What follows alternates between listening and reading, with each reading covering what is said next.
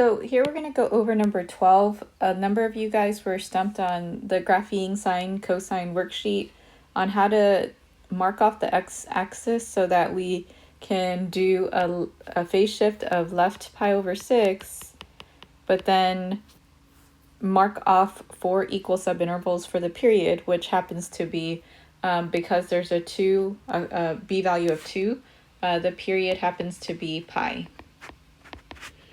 So before, and we get pi because we take 2 pi divided by that b value to get a period of pi.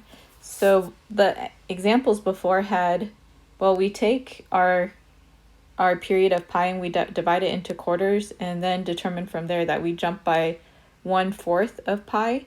The problem is that when we go to shift the graph left pi over 6, we're estimating what left pi over 6 is. So there's a number of ways to do the problem, one of which is looking at the fact that you're going to need to know approximately what pi over 6 is and approximately what pi over 4 is, to then just jump by a fractional value that will eventually contain pi over 6 and pi over 4 in it, and that would be the common denominator of 6 and 4 would be pi over 12.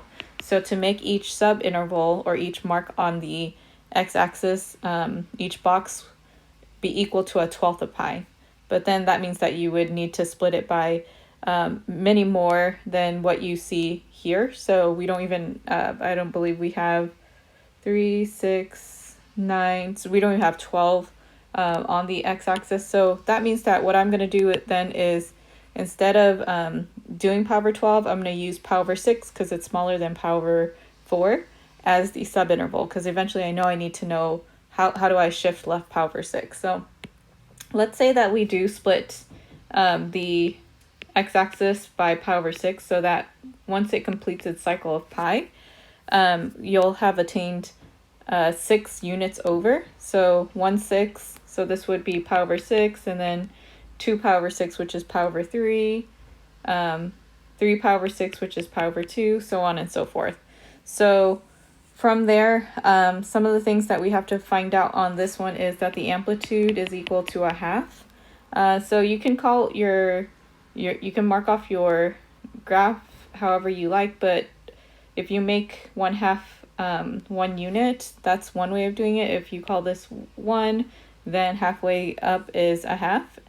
And then we also have a vertical shift of -1. So that means we're going to go down 1 as we graph this, and I'll save that one for last. So let's go ahead and take care of everything else. So when I look at this, I'm going to go in green, and I want you guys to think of this as a number line. From here to here, you have pi.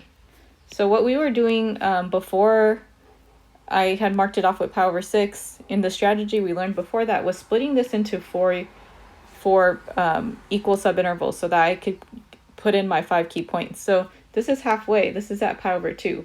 So that is easy enough. So if you have 0, pi over 2, and pi, those are your first 3 key values. And then if I want to figure out, well, what's halfway between 0 and pi over 2, that should be pi over 4. And pi over 4 would be 1.5 units, which is right about here. Okay, so it's 1.5 of the square units. In fact, it's, if you think about it as what I had talked about before, pi over 12, that's 3 pi over 12 or pi over 4 to get there. And then the other fifth point we would obtain by taking the halfway point between here and here. So if there's 3 equal units in between, your fifth point would go somewhere along there. So now I'm going to erase that and then go ahead and map out my points. So with an amplitude of 1/2, you're going to have that the high point is here, and then the low point is here, and so on and so forth. Okay, so then if we wanted to complete a cycle in the negative direction, we would have negative pi over 6, 3 units over would be negative pi over 2, and then 3 units from there is negative pi. And we would map out the same key points where you have the minimum occurring at the 1.5 units mark over, or 3 pi over 12 over, and then you have a 0, then the high point, and then the 0. And then from there, lastly, we're going to do any shifting that occurs. So the shifting that occurs, now I'm going to change my color. My final graph is going to be in, let's switch it to blue. It's going to contain 2 movements. It's going to be left pi over 6, which is one of the boxes left, and then down 1. Okay, so down 1 would be 2 boxes since each box is a half. So each coordinate point that you have, I'm going to start with the rightmost one. We're going to take each one of those points and move it 1 x unit left and then 2 down.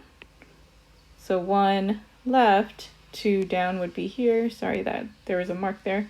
1 left and then 2 down, and so on and so forth. So then from here, 1 left and then 2 down, 1 left, 2 down.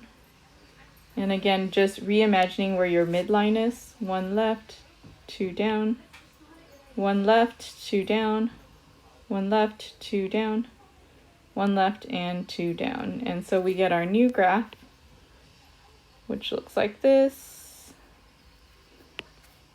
And we can see our domain would be, the lowest is -3/2, or -1.5, inclusive, and then -1/2 inclusive is our maximum. Our range would be, I'm sorry, I just did the range. So the range would be -3/2 to -1/2, and your domain goes left and right forever, so that should be -infinity to infinity.